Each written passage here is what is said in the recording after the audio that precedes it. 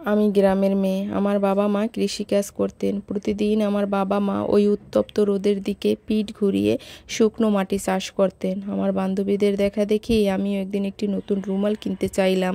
তাই একদিন আমি আমার বাবার ড্রয়ার থেকে 50টা টাকা চুরি করি। বাবা তৎক্ষণাৎ টের পেয়ে যান কে টাকা চুরি করেছো। তিনি আমিও আমার ভাইকে জিজ্ঞাসা করলেন।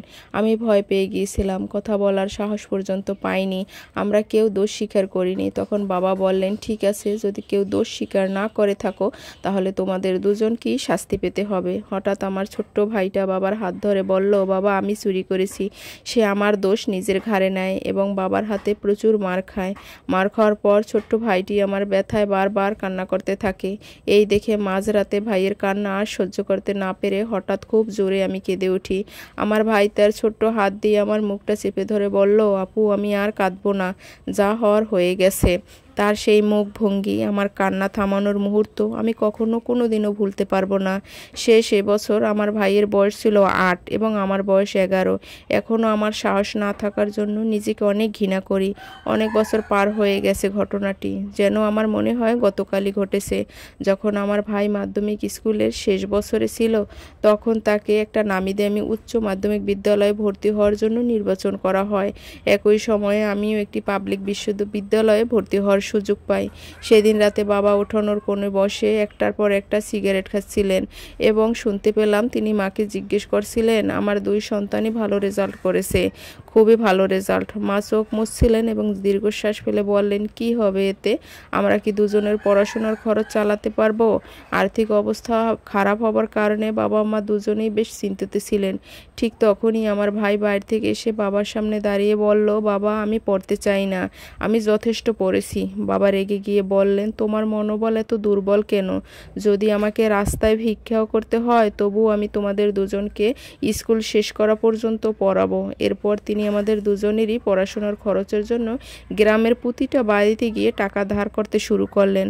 আমি আমার ভাইয়ের মুখে হাত বুলিয়ে, তুই ছেলে মানুষ, তোকে পড়তে হবে, তা না হলে আমাদের এই দারিদ্রতা কখনোই কাটিয়ে উঠতে পারবো না।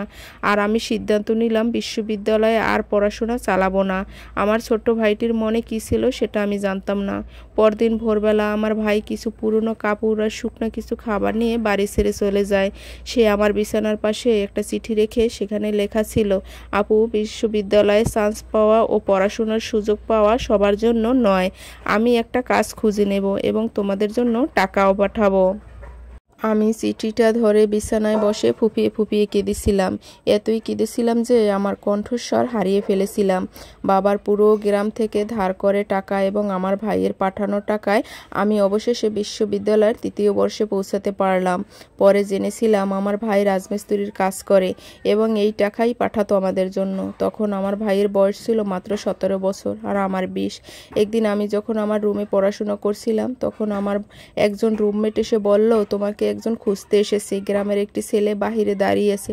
মনে প্রশ্ন জাগলো, কে একজন গ্রামের ছেলে আমাকে খুঁজবে? কে সে? আমি বাহিরে গেলাম এবং দূর থেকে আমার সেই ছোট্ট আদরের ভাইটিকে দেখতে পেলাম। তার পুরো শরীর মাটি, ধুলো, সিমেন্ট আর বালিতে ঢাকা। আমি তাকে জিজ্ঞেস করলাম, তুই আমার রুমমেটকে কেন বলিসনি যে তুই আমার ভাই? সে হাসি মুখে বলল, আমার চেহারা দেখেছো? যদি তারা জানতে পারে আমি তোমার ভাই তাহলে তারা কি ভাববে? তোমাকে নিয়ে তারা হাসাহাসি করবে।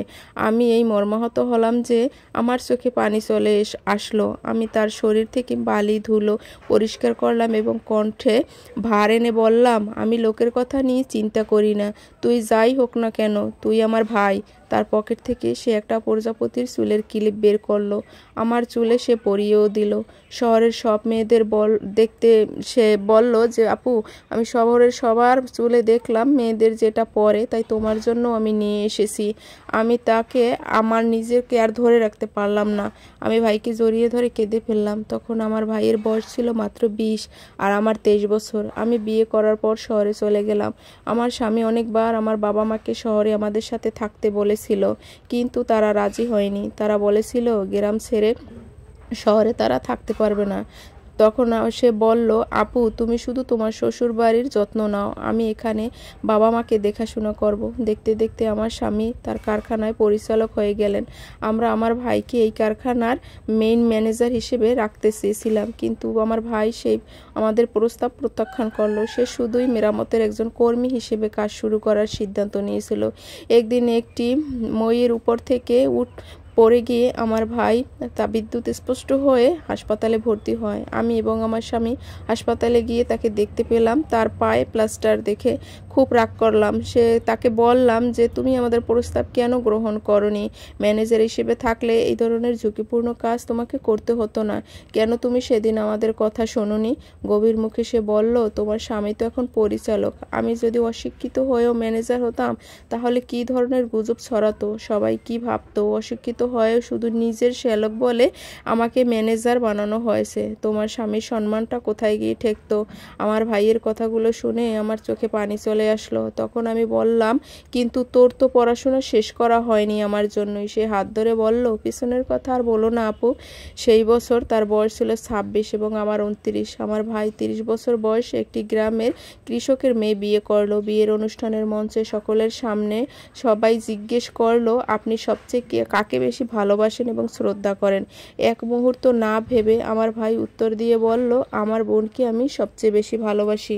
এরপর সে একটি গল্প বলা শুরু করলো, যা আমি নিজেও ভুলে গিয়েছিলাম। সে বলল, যখন আমি প্রাথমিক বিদ্যালয়ে পড়তাম, স্কুলটি ছিল অন্য গ্রামে। প্রতিদিন আমার বোন এবং আমি 2 ঘন্টা স্কুলে হেঁটে যেতাম এবং ফিরে আসতাম। একদিন প্রচণ্ড শীতের সময় আমি আমার একটি গ্লাভস হারিয়ে ফেলি। আমার বোন তার একটি গ্লাভস খুলে আমাকে দেয়। সে মাত্র একটি গ্লাভস পরে দীর্ঘ পথ হেঁটে এসেছে। যখন আমরা বাড়ি পৌঁছাই তখন ঠান্ডায় আমার বোন কাঁপছিল। সে এমনও কলমটিও ধরতে পারছিল না। সেদিন থেকে আমি প্রতিজ্ঞা করেছিলাম, যতদিন আমি বেঁচে থাকবো আমি আমার বোনের যত্ন নেব এবং আমি সব সময় তার ভালো থাকার জন্য প্রাণপণ চেষ্টা করব। হাততালি দিয়ে পুরো ঘরটি যেন মুখরিত হয়ে গেছে। সবাই আমার দিকে ঘুরে ঘুরে তাকাচ্ছে। আসসালামু আলাইকুম সবাইকে, কেমন আছেন সবাই? আমার গল্পটি আপনাদের কাছে কেমন লেগেছে অবশ্যই কিন্তু কমেন্ট করে জানাবেন। আসলে পৃথিবীতে ভাই বোনের সম্পর্ক হলো মধুর সম্পর্ক। আর যারা বড় বোন হিসেবে আছেন আর যাদের ছোট ভাই আছে তাদের মুহূর্তটা কিন্তু অন্য রকমের। আমার ভাইও আমাকে ছোটবেলায় অনেক ভালোবাসতো। তো গল্পটি তোমাদের কাছে কেমন লেগেছে